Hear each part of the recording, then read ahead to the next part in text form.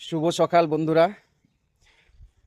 আপনারা অনেকে জানেন যে কি বলছে, যাদের ভোটার লিস্টে নাম বাদ হয়েছে, হ্যাঁ, দ্বিতীয় সাপ্লিমেন্টারি লিস্ট চলে এসেছে। তো 1468টা মানে সাপ্লিমেন্টারি লিস্টে নাম এসেছে। হ্যাঁ, আবার থেকে মানে বৈধ ভোটার বলে নাম এসেছে।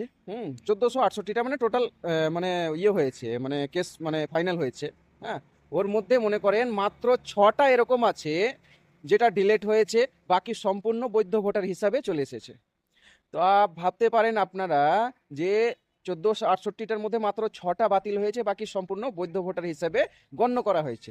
কিন্তু এদের যে ভোট অধিকারগুলো কারা গেল, হ্যাঁ, যে এদেরকে ভোট থেকে যে বঞ্চিত করা হলো, এটার দায়িত্বটা কে নিবে? আপনারা বলতে পারেন এটার দায়িত্বটা কে নিবে?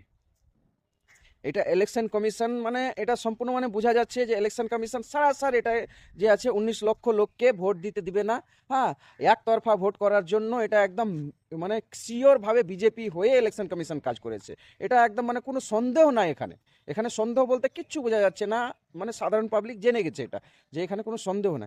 কেন দেখেন, ওই 6টা যে ডিলেট হয়েছে, ওটারও যদি হায়ারিং হয় আর সঠিক যদি ও ডকুমেন্টস জমা করে, তো আমার যতটুকু বিশ্বাস ওই 6টাও সঠিক থাকবে।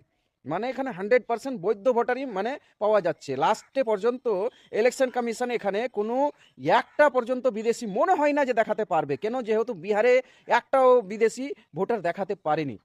হ্যাঁ, তো এতগুলোর যে নামগুলো বাদ দিয়ে ইলেকশন কমিশন ভোট করালো, হ্যাঁ, এটা কি মানা যায়? এটা মানে 1947 সালে আমাদের দেশ আজাদ হয়েছে, তারপর থেকে গণতন্ত্রকে হত্যা করার সব থেকে বড় এটা একটা ষড়যন্ত্র হলো এই এই 2026-এর পশ্চিমবাংলার ইলেকশনে।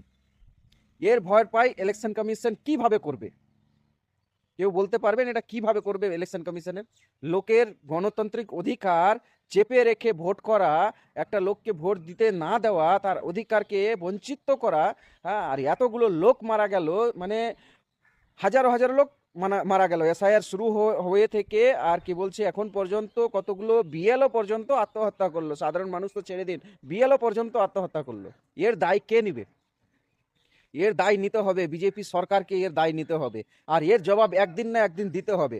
ইলেকশন কমিশন এটা জেনে নিন, আপনি এটা জেনে নিন কি বিজেপি চিরকাল যে আছে মানে গদ্দিতে থাকবে না, একদিন না একদিন পড়বে, তখন আপনাকে টেনে চেঁচড়ে আর কি বলছে আইনের আয়ত্তায় নিয়ে আসা হবে। আর তখন বুঝতে পারবেন, তখন আপনাকে জবাব দিতে হবে যে আপনি কি বলছে কেন এইগুলো লোকের সাধারণ পাবলিকের কিভাবে অধিকারটা বঞ্চিত করেছিলেন, ভোট দেওয়ার অধিকারটা বঞ্চিত করেছিলেন। এটা আপনাকে জবাব দিতে হবে।